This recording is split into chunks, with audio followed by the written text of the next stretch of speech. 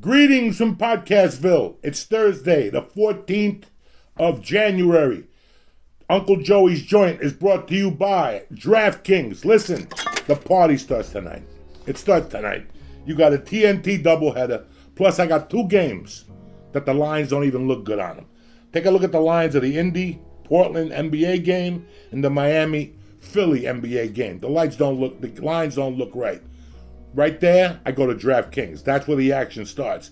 Sports are in full swing. There's no shortage of fucking action. You got a UFC card this weekend, I think. UFC Fight Island 7. I mean, come on. And this is the best place to get in on it. DraftKings, America's top-rated sports book. If you haven't tried them yet, what the fuck are you waiting for? To celebrate the NFL playoffs, DraftKings is giving all new players a great offer. This weekend, bet on any football game at 100 to 1 odds. Joey, what are you saying?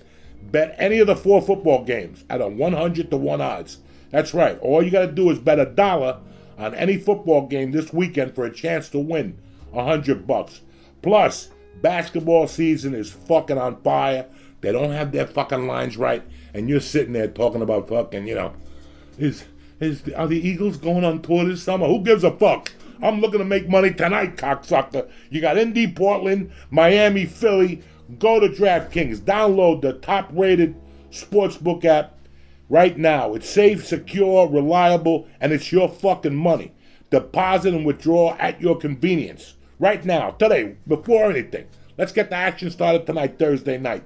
Download the top-rated DraftKings sportsbook app now.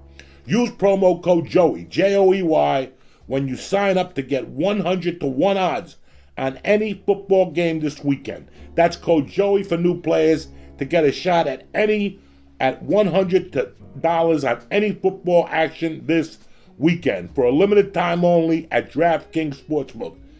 But the party starts tonight. Like I said, you got some weak lines on Indy, Portland, Miami, Philly. Go make some money. There's a parlay in there for you. I can't give it to you. Go to a friend who knows NBA. So right now, here's the part the lawyers make me fucking say, all right? Indiana, Pennsylvania, New Jersey, Tennessee, Colorado, restrictions apply. See DraftKings.com/sportsbook for details. Now, if you got a gambling problem, I don't want the kiss of death around. There's help for you. Call 1-800-GAMBLER, and if you're in Indiana, call 1-800-9-WITH-IT. But if you're solid, you're grounded, you're ready to make some fucking geeters, download the DraftKings Sportsbook app, use code Joey, and cash in on this deal. The joint is also brought to you by Blue Chew. It's the second week of January, and you're still single. Scratching your head. Where do I go? Do I go to Tinder? No matter if you show up, whatever site you show up, you better have a big dick and a nice attitude. And I'm going to help you. I can't help you with the attitude, but I can help you with the hard dick. Blue Chew. It's the first chewable dick pill. Same FDA-approved active ingredients as Viagra and Cialis. This is the shit you buy from some fucking bum at a fucking liquor store, and next thing you know, your hand goes numb while you're trying to whack off. Blue Chew is prescribed online by licensed physicians, so you don't have to go to the doctor's office or wait in line at a pharmacy. Right now, they got a special offer for the joint family. You ready? Grab a pen. Visit bluechew.com. That's blue, B-L-U-E, chew.com. And your first shipment is free when you press in code Joey. Just pay the $5 for shipping. And again, that's blue, like the color of that vein in your dick when you show up at a house and play the bongos on a fucking head. BlueChew.com, use code Joey, and I want to thank them for continuing to sponsor The Joint. The Joint is also brought to you by Stamps.com. Listen, I've been with Stamps.com for close to 10 years now. What thing you learned in 2020 is that the internet is even more awesome than when we thought. You could do everything on there. Groceries, movies, doctor visits, and of course, going to the post office online with Stamps.com. They save you time, money, energy, Stamp.com's allowed businesses of all sizes to do all their mailing and shipping right from their computer. No need to leave their home or office. That's it. They pick them right up for you. They save small businesses thousands of hours and tons of money, and now they could do the same for you. My wife uses them to send out sweatshirts and whatnot. Tremendous. You put them right out, and the mailman picks them up. It's that easy. Guys, Stamps.com is a no-brainer, especially now, because I'm saving you time, money, and fucking I'm keeping you healthy. Make 2021 the year that you stop wasting time going to the post office. Go to Stamps.com instead. There's no risk. With my code Joey, you're going to get a special offer that includes a 4-week trial, plus free postage and a digital scale. No long-term commitments or contracts. It's easy. Go to Stamps.com, click on the microphone at the top of the home page, and press in Joey, Joey. That's Stamps.com, press in Joey, and never go to a post office again. I want to thank Stamps.com. I want to thank DraftKings. I want to thank Blue Chew. Now let's get this motherfucking party started. Who's better than you? Nobody.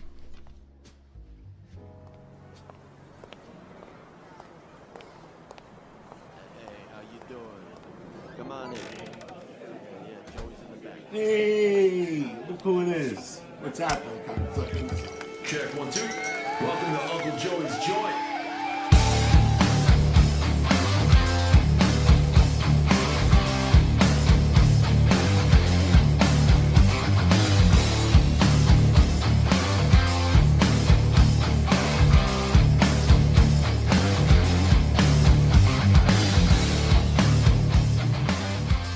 What's happening, you bad motherfuckers? It's Thursday, the 14th of January. We're almost mid-month already. I'm looking good. I'm feeling good. Thank you for all the well wishes. The surgery went great. Physical therapy, that's a different story.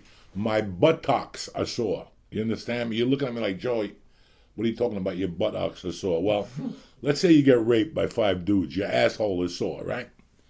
My buttocks are sore. I have nothing wrong with my asshole. It's my buttocks. My buttocks, I am 58 years old, and my buttocks have never been fucking sore before in their life. Do you understand me? So there's a problem right now. I know I must sound a little gay to you guys right now by even saying that. You've never, any of you guys, nobody has ever came up to you and said, you know what? My buttocks hurt today. Well, my buttocks fucking hurt today, cocksuckers. I'll tell you that much. But everything's going great. I took my first post-surgical shit. I almost fainted in the bathroom when the fudge was coming out of my ass. And then once it stopped, it wouldn't stop. I've been trying to shit for 3 fucking days. Once they start shooting you with Dilaudid and Vicodins and liquid milkshakes and voodoo mixes, that fucks your stomach up. Yeah, the pain goes away. But in a couple days, you're going to have to pay for that fucking pain. I paid for it today because it took me 4 days to shit. It was like I was a snitch. You had to smack me 10 times and then you had to smack me twice to talk and 20 times to shut the fuck up. I couldn't stop shitting. I must have took 4 uncontrollable fucking tremendous shits. But that means the surgery was a success. You understand me? I got all that fucking toxin out of me, all that mumbo jumbo. And it happened after, you know why? It happened because when the physical therapist came, we were just walking in here and I go, let's take a walk outside. And I made a walk. She's like, where are we going? She's Filipino, sweetheart of a lady. She goes, where we go? I go, we're going up. The sun is out. Let's get some vitamin D. Everybody needs some vitamin D. And I had my little old man stroller just going, Jack, stoned to the gills, getting a little vitamin D, doing my thing. And it was great. So now I got physical therapy tomorrow and physical therapy on Sunday. I get the stitches taken out on motherfucking Monday. And with then I switch physical therapies. I drive to a physical therapist. One of the kids I grew up with is tremendous down here. And then hopefully by then I'll be lifting some weights lightly. And then hopefully by then we're on stage training for the fucking summer. That's the plan, Stan. Did a little writing in the book today. Did a little writing in the book yesterday. I already ran into my first snag. Even though I outlined it, I wrote 2 paragraphs too much. It took my chin down for a couple hours, and then I said, fuck it, erase it and write it again. That's what I did, and I'm better now. That's what happened. But I want to talk to you about a few things, and I'll get you out of here. I know it's Thursday. You're like, Joey, who drops a podcast on a Thursday? My mind is on different things. Fuck it. It's Thursday. I want to slow you down a little bit. Bill Burr drops his Monday morning podcast on Thursday, or whatever Thursday morning podcast on Thursday. So fuck it. We're not really off the grid. We're just a little late. You know what I'm saying? But I want to talk to you about something just to get it out there and get it out in the air and the whole fucking deal. Because I don't know if you people understand the feeling. I don't know if you understand feelings. And I don't know if you've ever thought about somebody else's feelings when something's going on. I got locked up in 88. I got out in 89. No big deal. It didn't kill me. I didn't get raped. I had a good time in prison. I found out who and what I was made of, and what I didn't want to do anymore was go back to prison. All that's great. But something happens when you come out of prison, okay? Your mental takes over you a certain way, and it starts your mind playing tricks on you. You know, I told you guys I got like that semi-heart attack on the 21st of August, but I didn't go to the doctor. My chest cave hurt for a few days, whatever. Yeah, it was a fucking mild heart attack, you know. I don't know what it's got to do with this shit, but for a few days after that, I had like residual pain and whatever. I didn't know what was going on. Once the pain went away, I was fine. This is what's going on now. I realized after the stress test and echocardiogram that I'm fine. It was all in my mind. Your mind has a weird way of playing with you. When I went to get the evaluation on my right knee, the doctor goes, the weird thing is your left knee is in worse shape. As soon as I walked out of the doctor and I went to the car, the left knee started hurting. That's what your mind does to you. Your mind plays tricks on you. How many of you check your temperature 8 times a day during COVID because you feel something? You know, your mind plays tricks on you. One of the things your mind plays tricks on you is that it makes you think, me, Joey Diaz, that everybody in this room knows I just got out of prison. When you walk into a supermarket, it makes me think that everybody in that supermarket found out I went to prison. It's just this weird little thing that you have for a few months, and it feels terrible. Now, you're talking to a guy who didn't really I don't give a fuck what people got to say about me. If you don't have the balls to say it to my face, then what good is it, right or wrong? So it didn't really bother me as much as it would bother, but I would say, wow, it doesn't bother me as much. But there's people that had just been to prison the first time. I wonder how it bothers them, you know. And it's not your mind after a while. Then you start to feel it. I got out of. For me, it was more during county jail when I got arrested for the actual robbery, and I sat a month in jail. Two newspaper articles came out about the incident. One came out the Wednesday after the Tuesday, but it didn't have my name on it. And then one came out maybe a week later with the third party had been arrested. His name was Joey Diaz. He got charged with whatever he got charged with. In my mind, that boulder paper was the New York Times. So do you understand what I'm trying to say to you? It just fucked me to pieces. And I went, nobody would hire me. You know, Bill Crouch Subaru won't hire me. Nobody would hire me. But this one guy named Bob Wheeler hired me. He was from Detroit, Michigan, from Dearborn. Tough white dude. He just liked the way I sell. He basically trained me at Bill Crouch Subaru how to be a fucking killer. So he had gone to a store in Longmont, Colorado. And since nobody else would hire me in the Boulder area, he hired me. He got me a demo to get there every day. He did everything I could. Everything I could. I will never forget him, even though he's lost gone. His children still message me on Facebook from time to time. Great kids. I knew he was going to raise great kids because he was a great guy himself. But let me tell you some circumstances that happened, you know. While I was working for him, there were white dudes in the Ford store, whatever they sold at that time. We sold a Longmont Subaru, Nissan, and something else. There were guys in the Nissan store that wouldn't come over to the Subaru store because I was working there. Nah, I hadn't done anything that bad. These are the same people that were snorting coke, buying coke from the same dealers and everything. But they wouldn't come over here because they were offended that I had gotten a job there. I don't know if you guys ever knew about this, but let's go through it. And it's got a great payday to the end of this. So he just got a lot of heat every day, you know, and he would tell him all to go fuck himself. That's my dog, Joey. And I ended up working there for 30 days. And I'll tell you what, my mind was so confused with the court case and everything else that was going on. I wasn't the salesman. I wasn't the salesman that I was.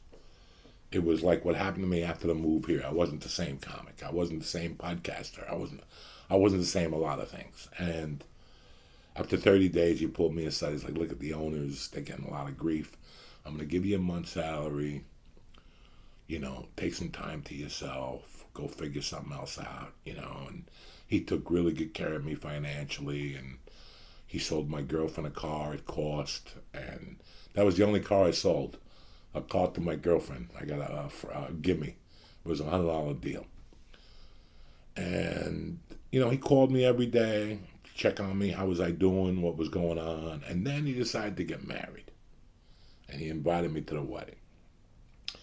And after a few weeks or something, I just heard rumblings that a lot of people had told him if I was going to the wedding, they weren't going to the wedding. And do you know what his answer was? Then go fuck yourself.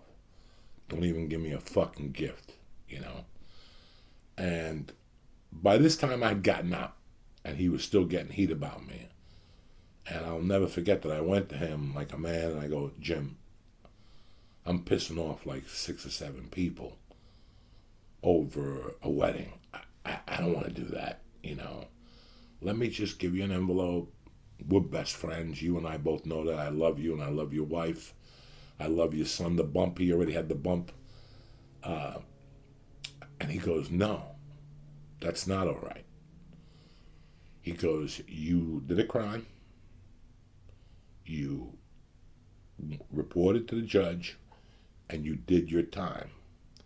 You did what you had to do for society to come clean.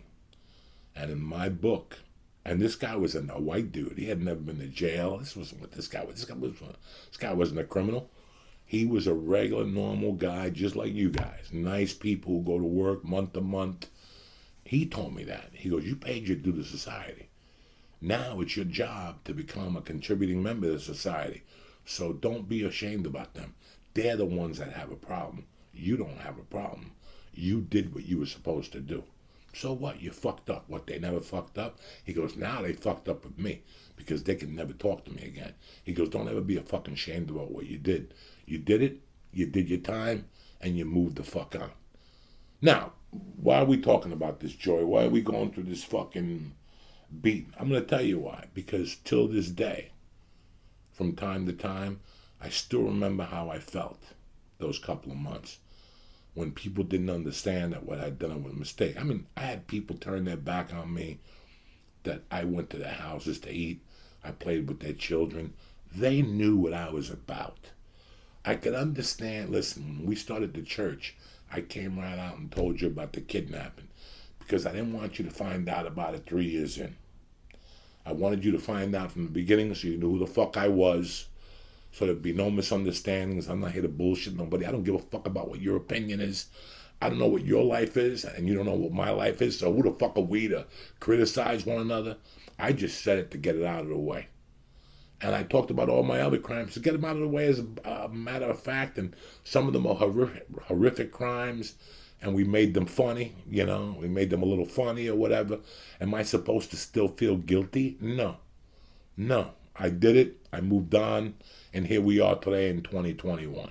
Now, I'll never forget how I felt those few months, though.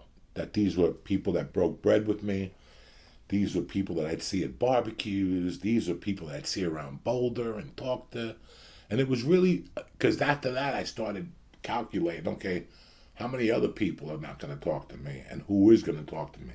And it was very interesting who stayed my best friend and who went away. And I was completely wrong on who was going to stay and who was going to leave. So how's that for you? I had no fucking idea who my friends were. It didn't matter to me. Everything worked out. I got into stand-up, blah, blah, blah, blah, blah. And boom, we moved the fuck on. But I never forgot. I never forgot about this. This last March, let's just say January, some girl decides to get up one day and contact a newspaper and say that some guy was sending her text messages and she was underage or whatever. And it sparked articles in newspapers, and it sparked outrage amongst the comedy community, and that's fine. It was the initial hit, you know. Yesterday, my man, Siren Z, he does. So what's his name? Cyan's cool motherfucker, love him to death. Makes me laugh. Even though sometimes he talks shit about me, I still laugh because what he's saying is with a smile on his face. He has no hatred in his heart. He's just reporting what he said. But yesterday he put up a video that I, knocked down Chris D'Elia, which it was put up by a producer to get hits. I did not call out D'Elia. I did not say anything wrong about D'Elia. What I said was who I was keeping in touch with in L.A. still, who I'm still friends with, Bert, Tom. Today I talked to Eddie Bravo. He was the funniest. He goes, Joey, I saw the pictures of your stitches in the paper, on the internet. He goes, how long was the surgery? I go, 4 hours. He goes, that's a lot of fucking stitches. He goes, were you up for it? I go, oh, yeah. They gave me a gram of coke.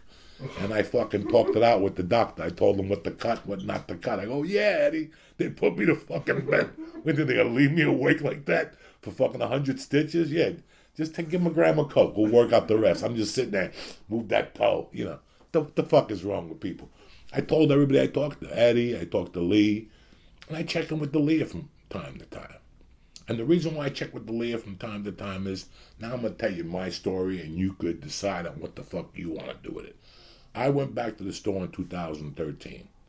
I had never met Chris D'Elia before that. I had seen him a couple times at the Laugh Factory with Dane Cook and the Improv. Fucking very funny, very energetic. Always had 2 broads with him. All right, not 1, but 2. Loved it. Good-looking girls. You know, they looked of age.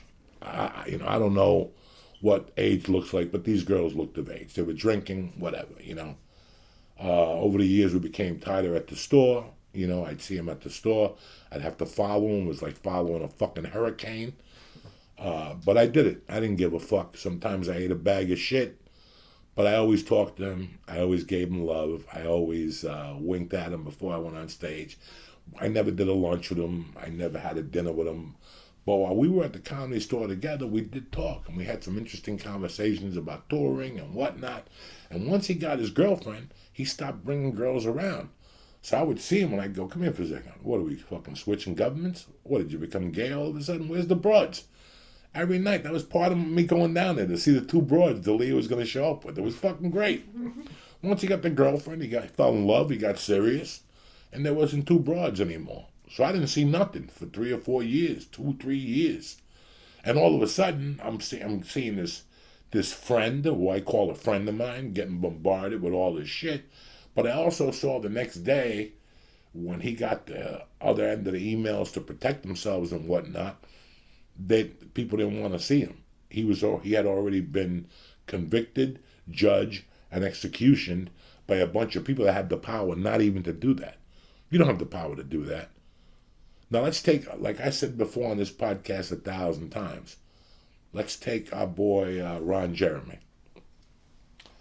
I know Ron Jeremy is a porno guy. Do I watch pornos? No. I worked at Commander Video and Captain Video in Aspen in 83 and 84, and people, and I had 2 rows of a porno section, and women and guys would always come in and say if I had any Ron Jeremy tapes, and one day I finally threw them in, I'm like, who's this fucking greasy bastard? And that's all I knew of Ron Jeremy, and one day I moved to LA, and I saw him at Bank of America. Did I run up to him and say hello? No, I don't give a fuck.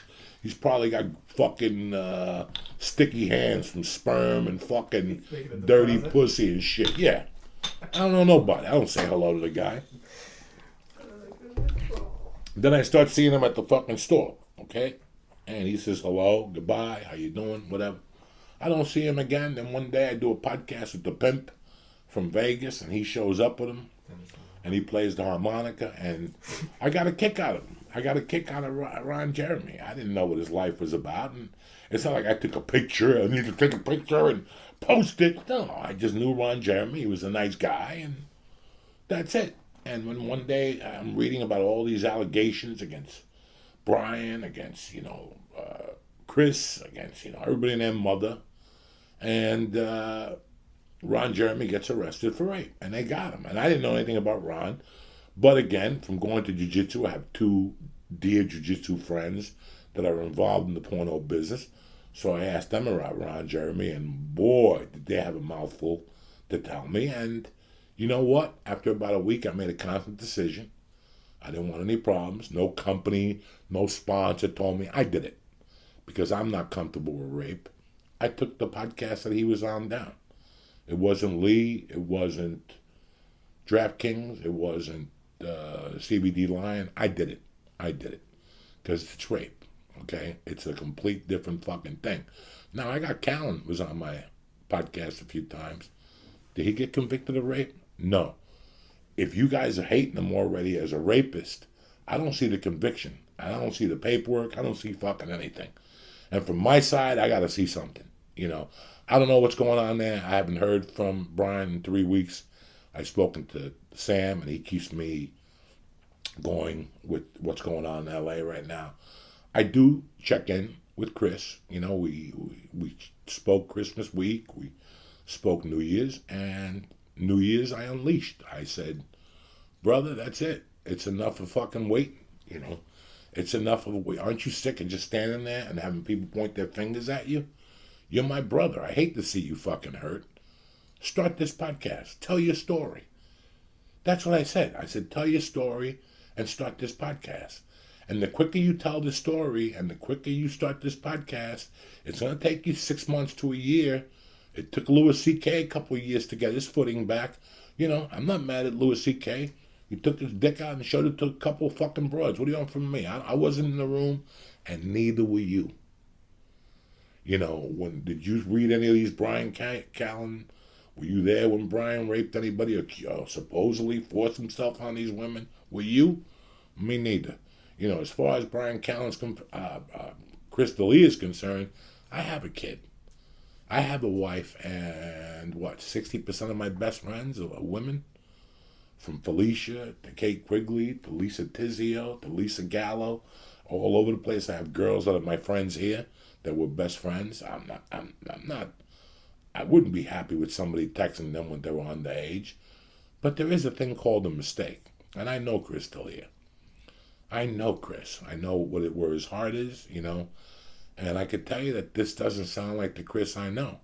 So because of that reason was why I was applauding him and why I was trying to give him a lift. And let's pretend for the sake of argument that Chris did send a fucking tweet to a fucking girl. Guys, there's a lot of crazy people on that internet. There's a lot of crazy women on that internet that have a lot of shit to say. I'm 58 and I look at it and go, whoa, that's a little too real for me. But I've seen some shit on the internet from some young girls that are just crazy. We all have. We don't know what a 16-year-old girl looks like, or a 17-year-old girl, or an 18-fucking-year-old girl. I know for a fact that one of the fucking happiest days of my life was when I read that Ray Dong Chong admitted that she fucked Mick Jagger when she was 15 or 16 and was not mad at him. Felicia used to have a friend, I forget what her name was, real pretty girl. And she used to tell me stories about her growing up in the valley and walking down Laurel Canyon to the clubs and being 15 and 16 and hooking up with fucking musicians, and nobody was throwing nobody under the bus. Again, that's not my daughter. That's not what I'm raising to be, but this was something that was, it's a 16-year-old girl, a guy smiles at her, she gets attention, whatever. I don't think it's right. I don't agree with it. But again, I don't think Chris D'Elia is one of these guys. And that's just me talking on here. And I may be a criminal, and I may be a lot of things, but you guys got to remember something. I spent time in jail. I spent time around murderers. I spent time around bank robbers. I spent time around rapists. I spent time around child molesters. I did not hang with them. I got to look at them, and I got to study them like an animal in a fucking circus. You know, when you ever go to a zoo and you sit down and you stop and you look at the whole fucking giraffe exhibit, and you see that maybe the one giraffe might have a teddy bear or whatever. You know, I got to look at all these guys every day. And there's a couple things I could tell you from that fucking thing. Chris D'Elia didn't do anything wrong, and Ralphie May is not a rapist. When somebody accused Ralphie May of rape, I went off the fucking deep end. Because I know a rapist. A rapist has a different beat than a crackhead, has a different beat than what I was, a fucking robber. I was a plain day robber, a burglar, a fucking, you know. So they all have a different beat. So I know the beat of a rapist. I know the beat of a guy that really indulges in little fucking girls. You know, you don't know what goes out there in Hollywood. You don't know the girls that just go out there and don't know. You know, I saw fucking Paris Hilton on fucking Letterman telling stories how she used to sneak out of her window when she was 15 in New York to go out and see fucking men. Those motherfuckers should be shot down. They knew she was 15, but that's not what I'm here to do. I'm just trying to explain to you what I saw happen to a friend that this didn't deserve to happen. You want to kick him off the fucking movie, kick him off the fucking movie. You wanted to kick him off a TV show, whatever, kick him off the TV show. But this was not warranted by this guy. This guy came back, Chris D'Elia, and tried to show you other tweets that he had received, but nobody wanted to see them. You guys didn't give him a chance to protect themselves. How would you like it if that was you? Would you like that if I didn't give you your chance to open up your mouth and say, hey, this is what really fucking happened? As soon as they fucking came at me with some bullshit about 20 years ago, I opened up my fucking mouth, because you ain't taking it away from me. I worked too hard for this, you fucking dummies. You're worried about a girl who sucked my dick, but you don't give a fuck about a guy that was in the trunk of a car? Go fuck yourself. Your priorities are all fucking wrong. If you hit me up tomorrow and say, I'm not listening to you because you kidnapped a guy in 88, I'd accept that. But don't say to me that, oh, Joe Rogan laughed at your joke, so he's guilty. Really?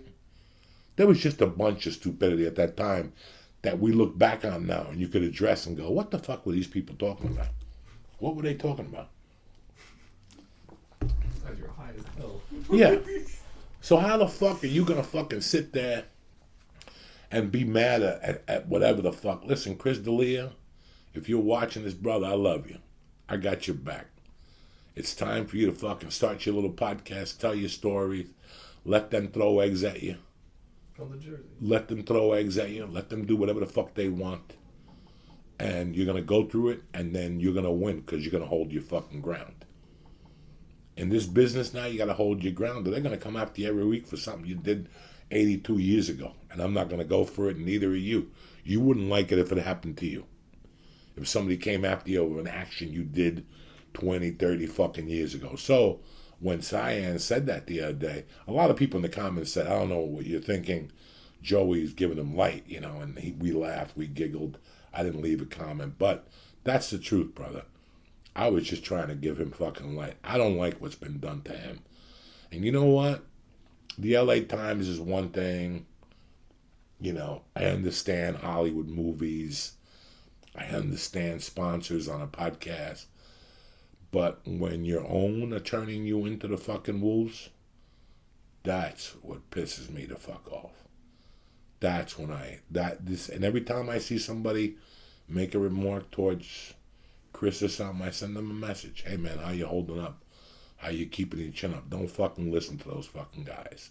They're all gonna have their heyday. This is part of being a friend. This is what friendship entails. You gotta pick a side sometimes. You gotta pick a fucking side.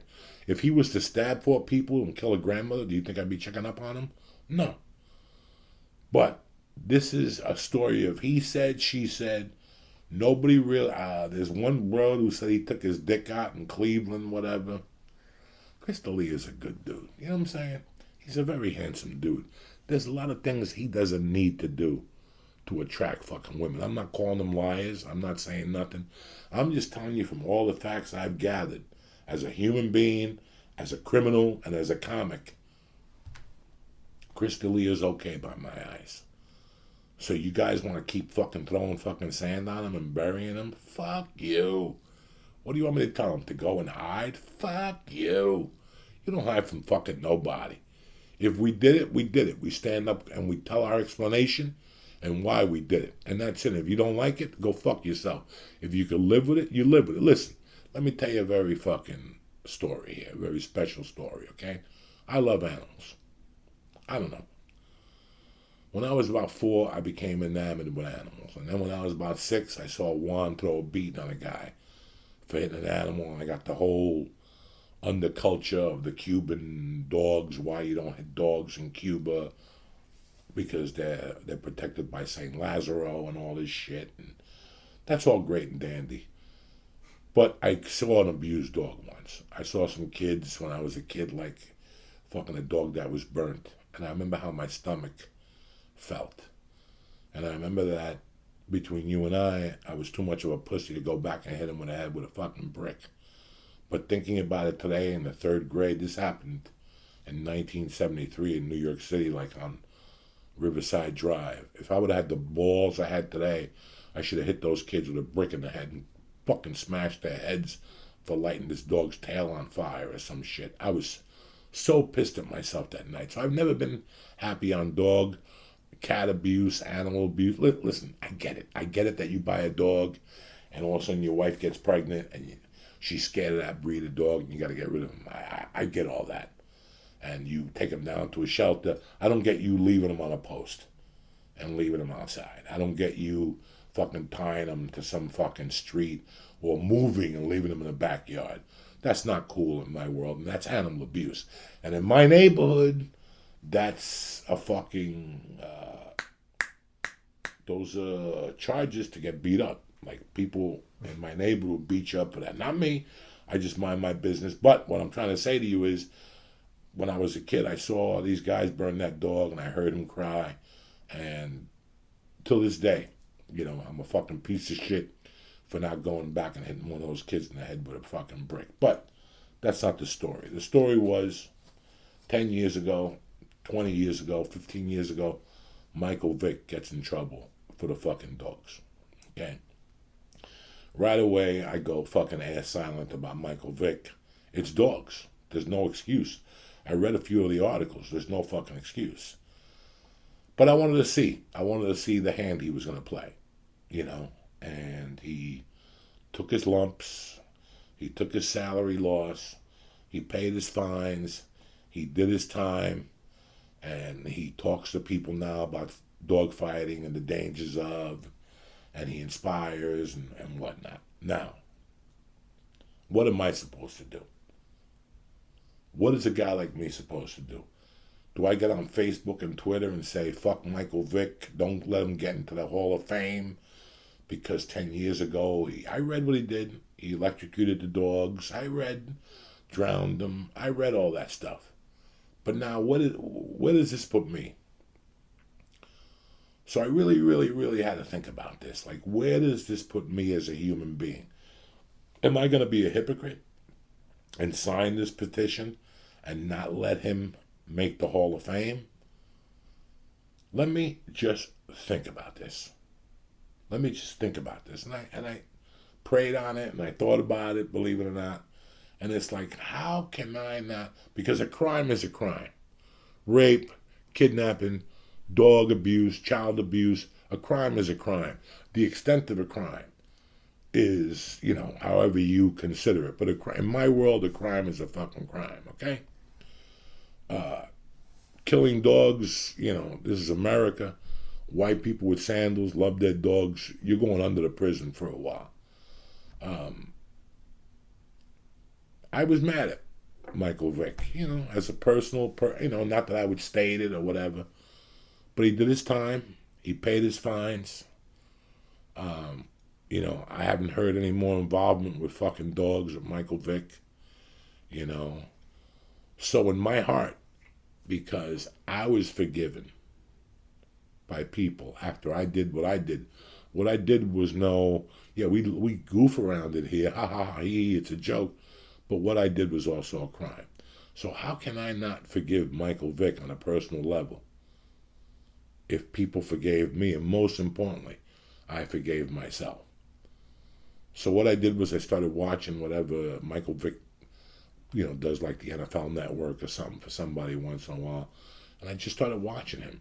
And I started looking at his eyes and watching him. And you know what, man? He was a young kid when it all went down. They threw a ton of money at him. It's like taking a 25-year-old kid in Hollywood and throwing a bunch of money off to him. And let's see where this goes. For some people it's drugs. For some people it's, Charlie Sheen fucking 20 hookers and porno girls. For fucking Michael Vick, it was dogfighting. And that was his mistake. I hope he's not doing it anymore. But I was forced to forgive Michael Vick. Why? Because I was forgiven. How can I forgive everybody else? I was on Mike Tyson's podcast, another guy that got convicted of rape. Okay? Convicted of rape. You ever see Mike Tyson on a fucking plane? It's like a party. You ever see Mike Tyson walk through an airport? Everybody loves him because everybody felt it was a sham of a fucking call, this rape. I've heard different stories about the rape and whatnot. They don't sound that damaging to me. It's not going to make me hate Mike Tyson or dislike Mike Tyson. I became friends with Mike Tyson maybe 3-4 years ago, talking little by little. I watched all his footage of "you're going to fucking suck my dick, I'm going to eat you," when he was yelling at the white announcer. What do you think of the things I say? He's from Brooklyn. I'm from New York City, Jersey. I'm the same fucking type of madman. I say some crazy shit too. I have anger issues in my heart. I was talking a few weeks ago how I'm 58 and that kid saved me, because by now I would have shot like 20 of you fucking LA cocksuckers. But I can't do that. I got responsibilities to my daughter. I got responsibilities to myself and to you guys. So for me to walk the walk, for me to talk the talk, I gotta walk the walk. So I forgave Michael Vick. And now I feel a lot better about it. I don't even know Michael Vick. I've never even met Michael Vick. That doesn't matter. I had to use it as, how am I living my life? Who the fuck am I to whatever? If you don't like Michael Vick, switch him. When Michael Vick comes on your channel, switch him. If not, then don't fucking switch him. Then shut the fuck up. If you're still mad at Michael Vick, you never committed a crime. Everybody talks about being a Christian and forgiveness. Where's your forgiveness? Where's your forgiveness? I don't expect you to forgive Harvey Weinstein. I ain't forgiving that motherfucker. And I ain't forgiving fucking the yoga guy, the hot yoga guy, whatever, Kishner, with his stinky fucking hummus balls, making stupid white girls suck his dick to learn fucking downward dog. How retarded are you? I'm not mad at these. I am mad at these fucking guys. They have nothing to do with me. They have nothing to do with my world, but I also have to look at that felonious side. And I was a felon at one time. And how many breaks did people give me? I still remember all the people that didn't give me breaks because I was a felony. Shame on them. Shame on them. They didn't really get to know me. Like I said, if I came on here and go, "Welcome to the pilot, Uncle Joey's joint. I just got out of prison for doing kidnapping. I'm giving you the opportunity right there to either turn me on or keep me the fuck on. What do you want to do? You don't want to like me? You like me? You don't like me? Keep me on or turn me the fuck off. If from there you like me, then we're all the way in. Don't come back at me 3 years from now and go, "Yeah, but you kidnapped the guy." You knew that in the fucking beginning, stupid. That's why I couldn't believe that they came up with that thing. It's like that kid a couple of weeks ago that was robbing me on YouTube. So you're making copies, you're going to producers, you're calling people, you're my biggest fan. I tell you can't rob me no more. Now you got secret videos of us doing coke in the studio in 2016. Oh. La Forza del Destino. Anyway, I don't know what that means. It's the force of destiny. That's what that means. Who the fuck am I kidding? I used to always know it. I used to also know how to say that in German, but it's been a while since I watched that episode of fucking The Odd Couple. But as I was saying before, yeah, I still talk to Dalia, and I'll still talk to Callan if he calls me until, You come up with that fucking guilty plea on any of my fucking friends, or you come up and you press charges, you have fucking charges, then I'll start looking into the case. Until then, I'm not believing you. I know these people. I don't know you.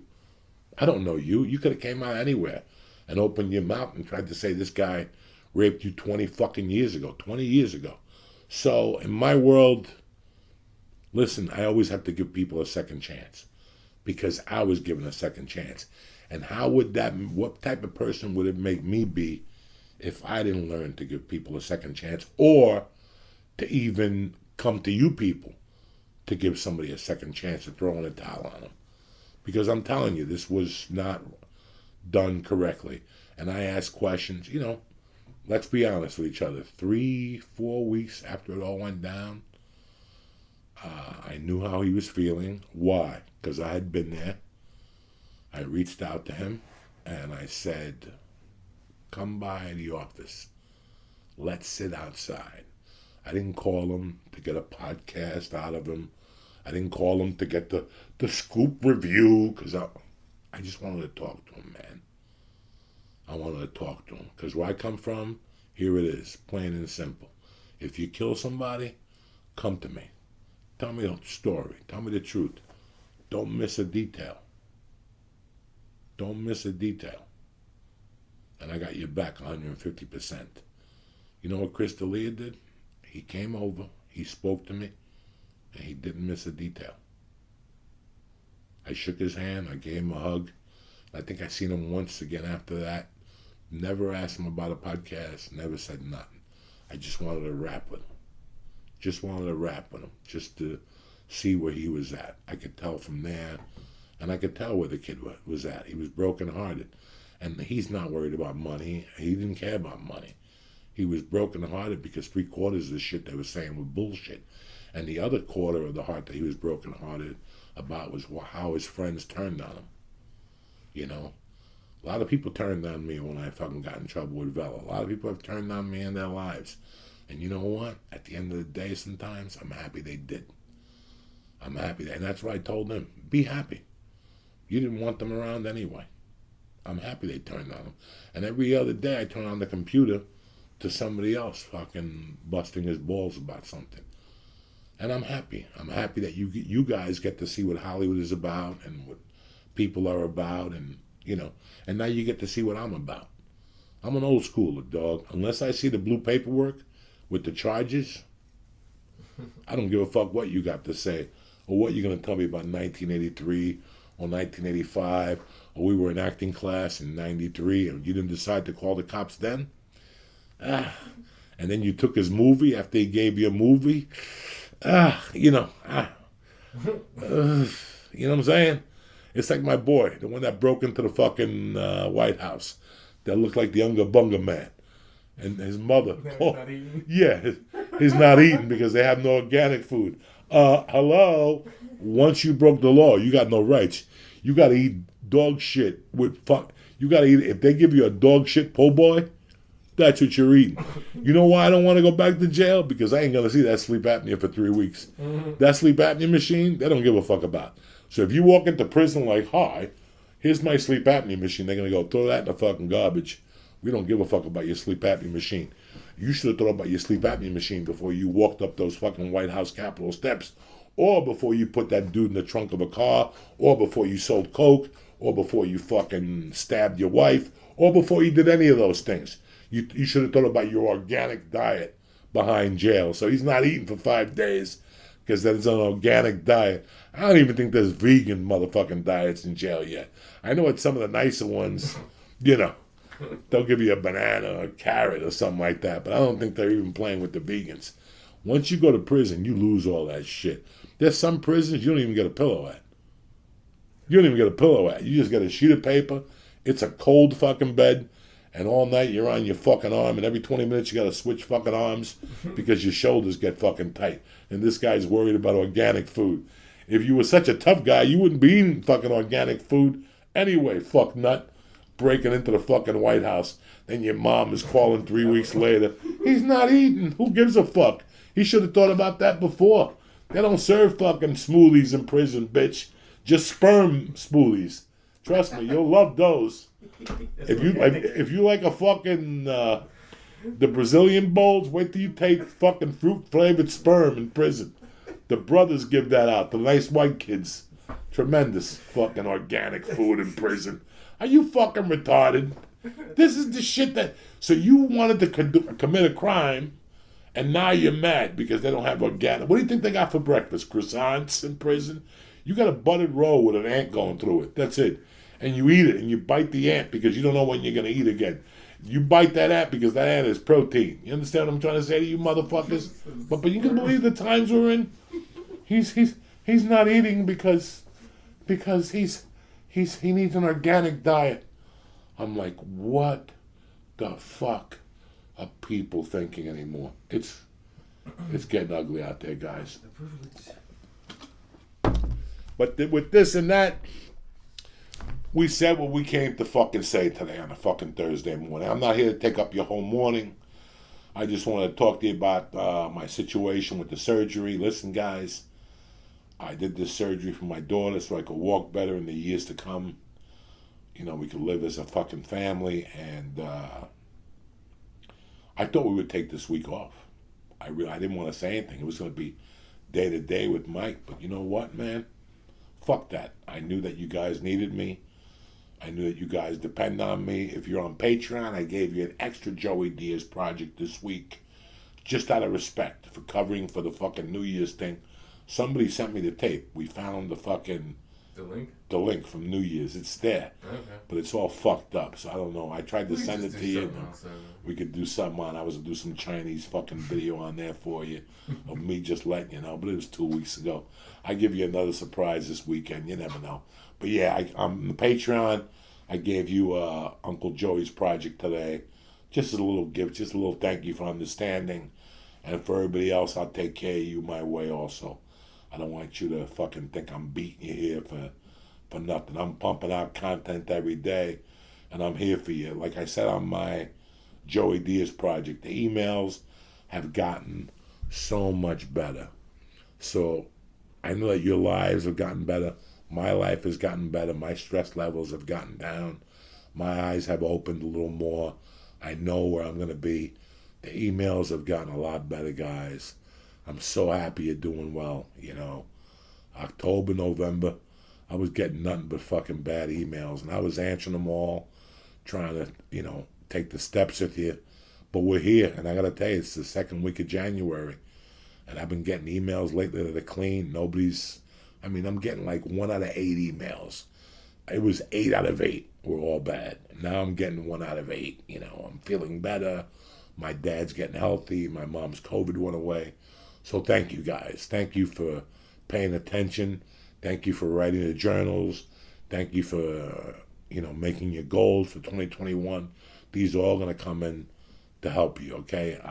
Like I said, no disrespect to my man Zion Z. I love you to death. I'd love to smoke a joint with you someday. I think you're a blast. I love your giggle when you say shit about people, you have that little giggle and shit, and I fucking love it. Let me know in the comments. Yeah, let me know below in the comments. That lets me know that you have no malice in your heart. You're doing a great job, and you got 100% support from me. He lives off tips on there. Yeah, I think it goes So live. give him a tip on there, give him a 10, give him a 20. He's got some interesting stuff to say, but that's it and that's that. Like I said, I'm sorry about the surgical week. I'm a lot better than what I thought I would be, to be honest with you. And thank you for all the love and support. I want to thank DraftKings this week. I want to thank Stamps.com. I want to thank CBD Lion. I want to thank ZipRecruiter. I want to thank Blue Chew.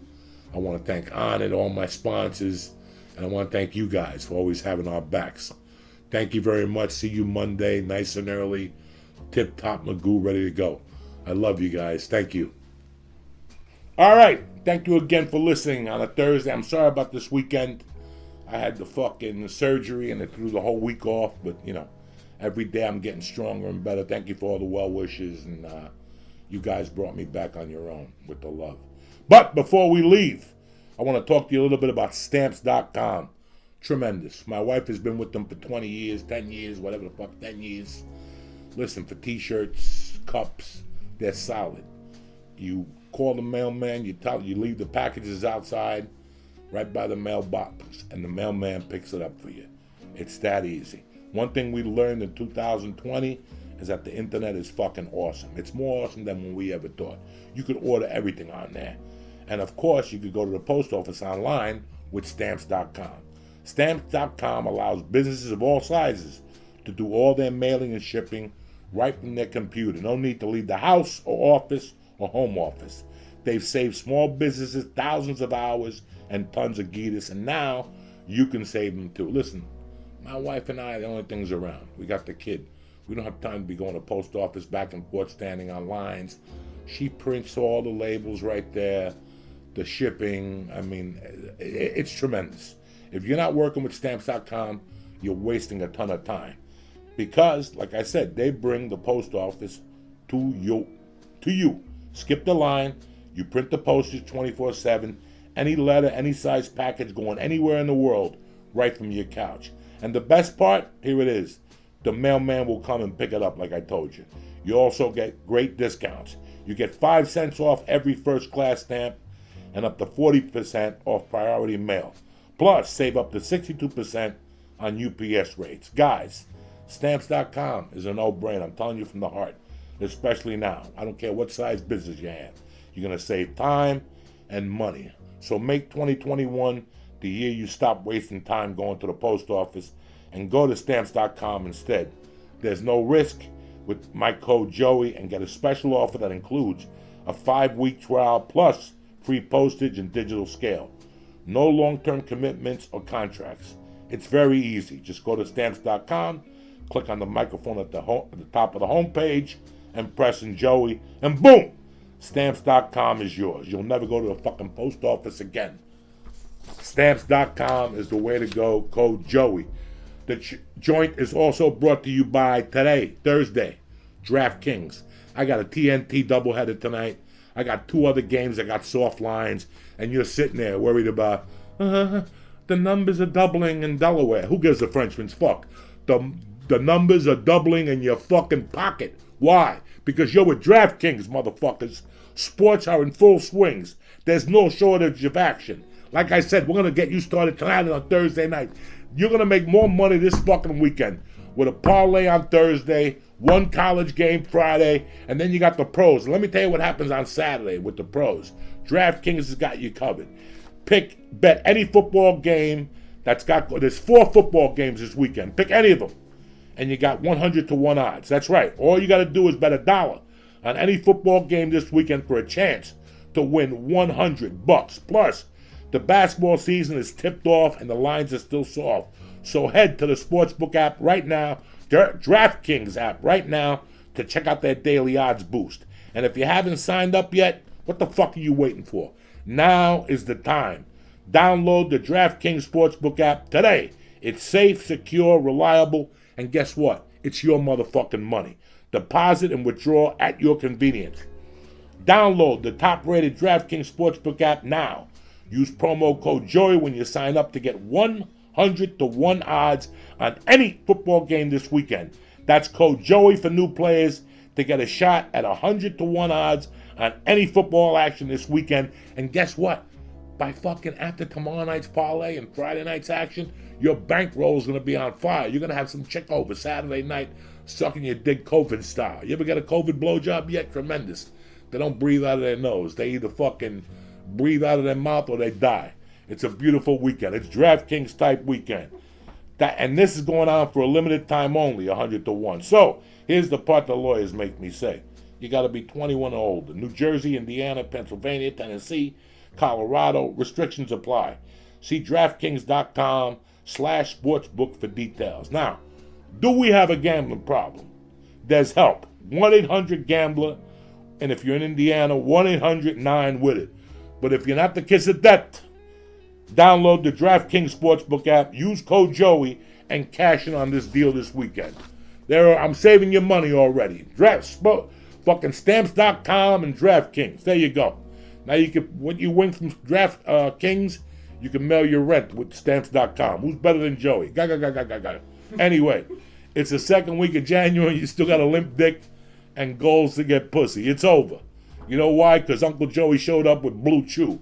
It's all about a big dick and attitude. And after this fucking podcast, you're going to have both those things covered.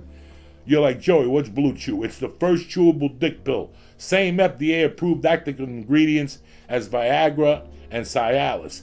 This isn't some fucking funny pill you buy off fucking Pablo at the liquor store, and 2 months fucking later your left eye won't stop twitching. It's not that type of party. Blue Chew is prescribed online by licensed physicians, so you don't have to go to the doctor's office and wait in line at the pharmacy like a putz and make eye contact with the girl, and now she knows you got limp dick. You don't need this aggravation. And it ships right to your door in a discreet package. Nobody knows nothing. They think you're getting a fucking envelope from grandma or something. Blue Chew is even cheaper than the pharmacy. And you can take them anytime, day or night, even on a full stomach. So, right now, I got a special offer for the joint. Visit BlueChew.com, that's BlueChew.com, and get your first shipment free. You're like, Joey, it's the beginning of the year. Yeah, free! Free! That's how we start. You're single. You ain't slinging dick. Your wife walks around covering her face like she just walked out of Amistad. You need that? Go get BlueChew.com right now.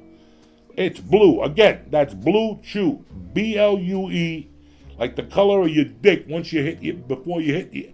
Listen, I don't care if you're gay. Let me tell you something. If you're gay, you're going to be busting assholes with this Blue Chew.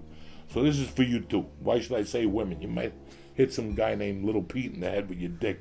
That's not what I'm into, but I don't care what you're into. Blue Chew just wants you to be happy. So go to Blue Chew right now.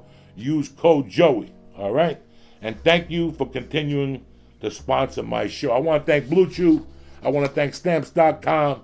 And I want to thank the Kings, DraftKings, for putting some money in your motherfucking pocket this weekend. I love you guys. Sorry about this week. We'll be back Monday morning. Tip top Magoo. Ready to light a homeless motherfucker on fire.